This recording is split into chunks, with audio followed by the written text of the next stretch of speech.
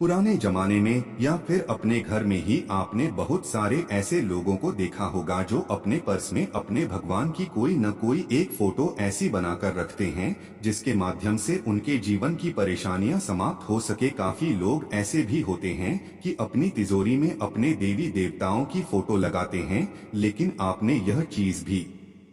जरूर ही देखी होगी कि कुछ लोग ऐसे भी होते हैं कि कुछ रुपए लूट या फिर सिक्के को भी पूज्य स्थापित करके अपने पर्स में रखते हैं या फिर तिजोरी में रखते हैं, जिसको वह कभी भी खर्च नहीं करते हैं। तो यह ऐसा अक्सर इसीलिए होता था जिससे वे अपने जीवन में धन आकर्षण को हमेशा ही बनाकर रख सके। लेकिन जैसे जैसे समय बीतता गया, बहुत सारे लोग इस क्रिया को बिल्कुल भूल गए कि इसको किया किस प्रकार जाता है और क्या क्या इसके लाभ होते हैं और किस तरीके से इसको आसानी से कोई भी कर सकता है। तो आज की वीडियो में इसी जानकारी के बारे में हम आपको बताएंगे। सबसे पहले वीडियो को लाइक करके कमेंट बॉक्स में जय श्री हरि विष्णु जय माता लक्ष्मी अवश्य ही लिख दें, जिससे माता लक्ष्मी की कृपा आप पर हमेशा ही बनी रहे। तो दोस्तों, आज भी कुछ लोग ऐसे होते हैं जो अपनी तिजोरी में या फिर जहां पर सोने के आभूषण रखते हैं या फिर धन वगैरह रखते हैं, वहां पर कोई न कोई सिक्का, यह नोट आदि वगैरह भी जरूरी रखते हैं, जिसका इस्तेमाल वह कभी भी अपने जीवन में नहीं करते हैं और ना ही उसे खर्च कर हैं। तो आपको बता दें कि यह जो क्रिया होती है इसीलिए की जाती है जिससे धन के जितने भी मार्ग हैं वे सारे खुल सके, धन का स्थायी वास हमेशा ही जीवन में बना रहे। और जहां पर आप धन आदि बगैर रखते हैं पर कभी भी धन की समस्याएं, अध्ययन की परेशानी बिल्कुल भी उत्पन्न न हो, बल्कि आज भी अपने काफी सारे ऐसे व्यापारी या जो दुकानदार होते हैं वे अपने कैश बॉक्स कुछ ऐसे पैसे रखते हैं जिनको बिल्कुल भी खर्च नहीं करते हैं। तो यह जो परंपरा होती है यह पुराने जमाने से ही चली आ रही है, लेकिन काफी लोग इसके महत्व को नहीं जानते हैं। बिना महत्व को जाने ही अपने पूर्वजों से ही, अपने पिता से, अपने दादा से इस चीज को से कर वे स्वयं भी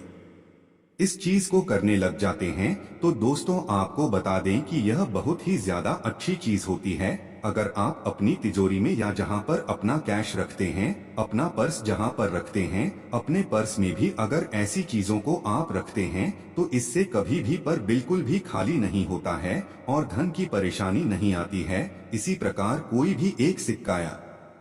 रुपए का नोट, यानी कि जिस भी चीज को आप अपने जीवन में बढ़ाना चाहते हैं, आकर्षित करना चाहते हैं, जैसे 100 रुपए का नोट, 2000 का नोट, 500 का नोट, कोई भी एक आप चुन सकते हैं। अगर आप चाहते हैं कि आपके पर्स में हमेशा ही 100 के नोट का फ्लो बना रहे, लगातार आपके पर्स में आते रहें, तो आपको 100 का नोट चुनना है। इसी प्रकार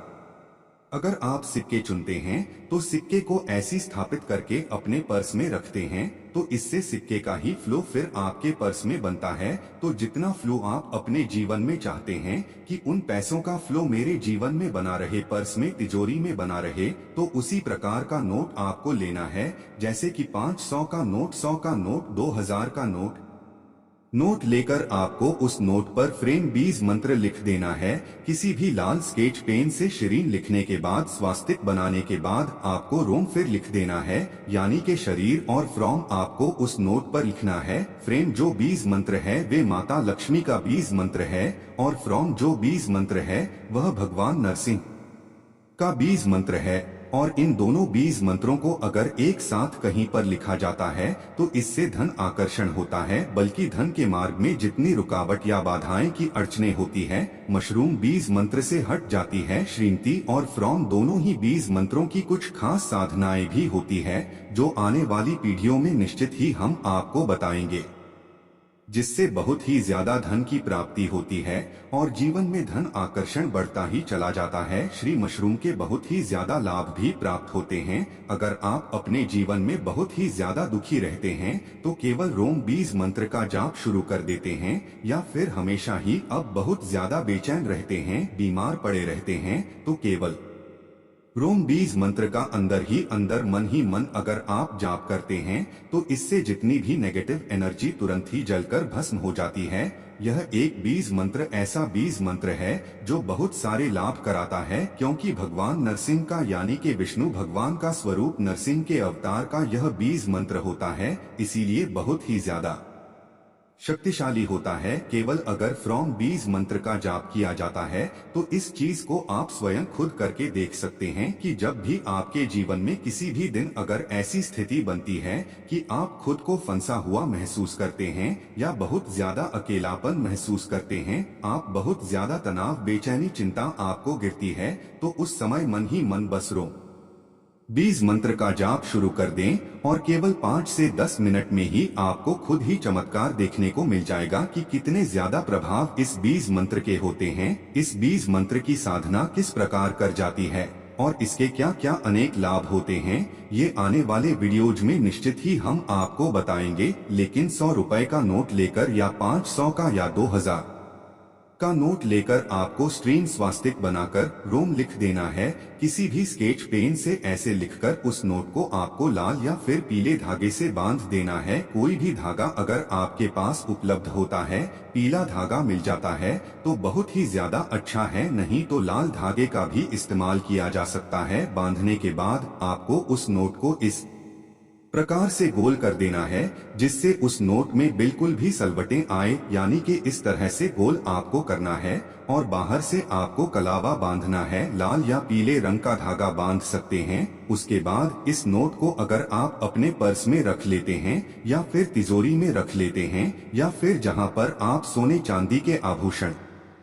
रखते हैं वहां पर रख लेते हैं, तो इससे उस तिजोरी में इसी नोट का प्रभाव हमेशा ही बनने लग जाता है, यानी कि फ्लो सा बन जाता है, जिससे उस तिजोरी में वही प्रकार के नोट और आकर्षित होने लग जाते हैं और धन आकर्षण शुरू हो जाता है। लेकिन इस बात का आपको ध्यान रखना है कि पूर्ण विश्वास के साथ ही आपको इस खास आयोग को करना है। जो कोई भी व्यक्ति अगर पूर्ण विश्वास है इस प्रयोग को करता है, बल्कि पुराने जमाने से ही काफी लोग करते आए हैं, आज तक भी काफी लोग करते हैं, बिना महत्व के जाने ही करते हैं और लेकिन विश्वास रखते हैं, तो इसी से उनके जीवन में धन आकर्षण हमेशा ही बना रहता है। तो विश्वास हमेशा ही आपको हर एक चीज पर करना चाहिए। अगर आप किसी चीज पर संदेह या सवाल खड़ा करते हैं तो इससे केवल आपका ही नुकसान होता है, क्योंकि वह प्रयोग है, उपाय फिर आपके लिए कार्य कर ही नहीं पाता है। तो इसीलिए अपना नुकसान बिल्कुल भी ना करें, उन चीजों पर विश्वास करें जिसमें आपका अनोखा और अद्भुत लाभ होने वाला है। इन चीजों को जितना विश्वास करके अगर किया जाता है उतना ही लाभकारी होता है। जिस प्रकार सूर्य को जल देकर अगर इस पर विश्वास किया जाए तो केवल जल देने मात्र से ही बहुत सारे रोगों को मिटाया जा सकता है, और वहीं दूसरी ओर अगर इस बात पर यह विश्वास बिल्कुल भी ना किया जाए कि सूर्य को जल देकर कोई लाभ नहीं होता है बल्कि नुकसान होता है, अगर कोई व्यक्ति ऐसा मान लेता है तो सूर्य को जल देने